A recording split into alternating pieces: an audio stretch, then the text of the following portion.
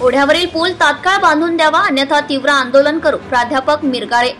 निलंगा तालुक्यातील मौजे ननंद तालुका निलंगा जिल्हा लातूर येथील ननंद गावालगत 50 कुटुंबांची टाकेकर वस्ती असून पावसाळ्याच्या काळात जास्त पाऊस झाला की टाकेकर वस्तीला जाणाऱ्या रस्त्यातील ओढ्यावरून पाणी जात असल्यामुळे शाळकरी मुलांना 4 दिवस झाले शाळेला जाता येत नाहीये.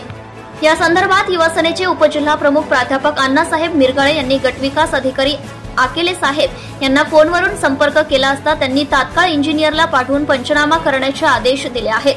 मागील अनेक वेळेस निवेदन देऊन सुद्धा त्यावर प्रशासनाकडून काहीही कार्यवाही झाली नाही. तरी प्रशासनाने तात्काळ स्थळ पाहणी करून ओढ्यावरील पूल बांधून देण्यात यावा, अन्यथा शिवसेना व युवासेनेच्या वतीने तीव्र आंदोलन करण्यात येईल असा इशारा युवासेनेचे उपजिल्हा प्रमुख प्राध्यापक अण्णासाहेब मिरगाळे यांनी निवेदनाद्वारे गटविकास अधिकारी अकेले साहेब यांना केले आहे.